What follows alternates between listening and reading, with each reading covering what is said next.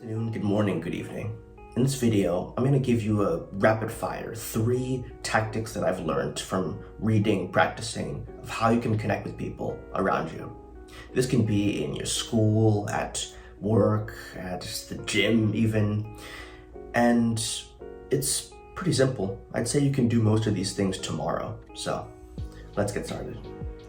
First off, you need to understand the golden rule of friendship that you should always keep in mind when you want to connect with other people. The golden rule is that to make people feel good about you, you need to make them feel good about themselves. Pretty simple. And there are a myriad of ways that you can accomplish this. First of all, is a request followed by a compliment. So for a quick example, let's say you wanted to ask for a person's notes for a chemistry test. Now instead of just blatantly asking it like, hey, can I look at your notes for the chemistry test? You instead ask, give the request and also add the compliment to it. Hey, can I use your notes for the chemistry test? Because I know you make them way better and more neater than mine. Or let's say that you have a math homework and you think you did it wrong. Instead of just asking, hey, can I look at your answers for this homework? You instead question, compliment, Hey, can I look at your answers for this math homework? Because I know you're way smarter than me. And this is beneficial only if you genuinely mean what you're saying. Because people can tell when you're using flattery just to get what you want. Humans are just perceptive like that, So it's important to only use it when you genuinely do believe that, the person does make better notes than you or is smarter than you. And use your imagination for these things. Another one could be that you want to borrow the guy's jacket or something like that for like a party. And you say, instead of just saying, hey, can I borrow your jacket for the party? You give the request, then compliment. Like, hey, can I borrow your jacket for the party? Because I will seriously owe you, like big time, if you do. And yeah, use it to your discretion. So, tip number 2, dos. Now, this one is honestly, I think one of the easiest to implement. And this is also useful when you're meeting new people and also just trying to find something to talk about with people that maybe you struggle to connect with sometimes. And it's finding threads. And a thread is, a string that connects 2 things together. In this case, you and the person you want to talk to. Finding threads is another way of saying looking for commonality between you two. And I think there are 2 main forms of commonality. Location, because you are at that place together with the other person, and interests, something you guys both enjoy. So first off, the location.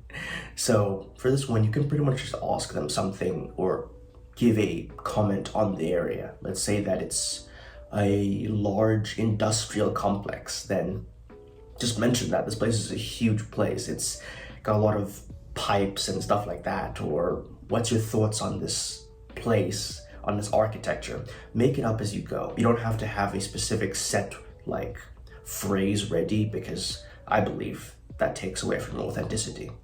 But making a comment on the environment is an easy way to build commonality because you guys are both in the same location. Second off, interests.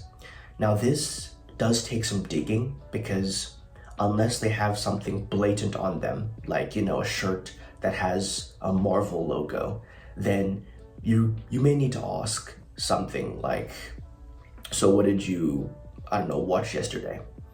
But let's say that it's easy. They have like a shirt or a tattoo of something you are aware of. Then just mention that, like, oh, you're also a fan of Five Nights at Freddy's? And then either they're gonna say, yeah, I love it, or they're not gonna, or they don't love it. And from there, you already have your conversation. But let's say that maybe they don't have it blatantly out there. Then simply and genuinely don't interview them, but ask them, like, how are you doing? What has been, pardon me, what has been the thing that you enjoyed watching Lost, or something like that. And that's number 2. So finding commonality. Very useful tool to build rapport, build connection. Look though, these YouTube videos are nice, but if you want genuine, personalized advice to how you can become social, then click the link down below to join our social savvy circle.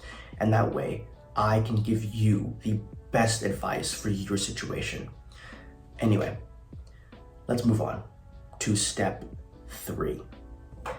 Now, this one, step 3, I actually don't know any other languages for 3 yet at the moment, which is kind of embarrassing, but what can you do? So you may or may not have heard of something called emotional contagion.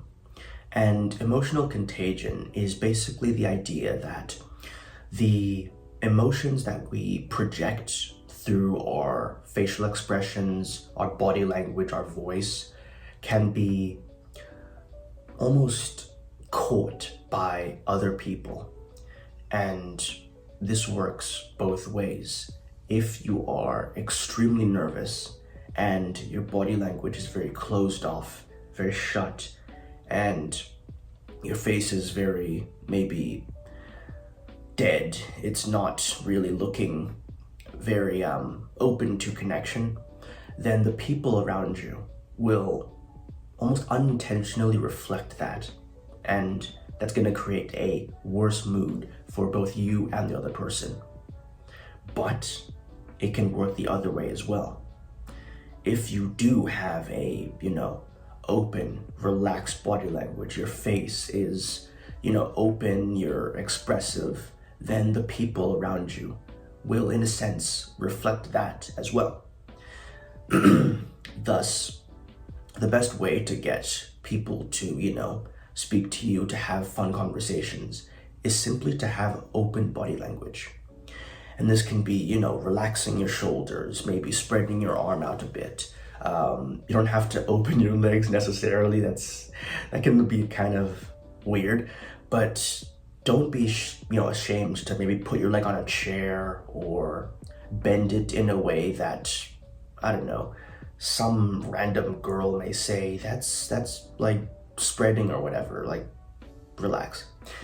And just genuinely look like you are relaxed.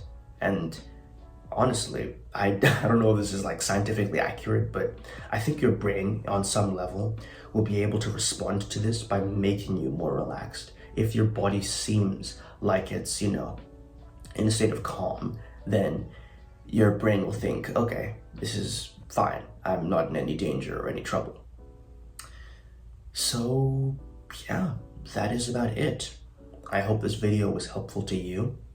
Click the link down below to join our social savvy circle, and I will see you in the next one.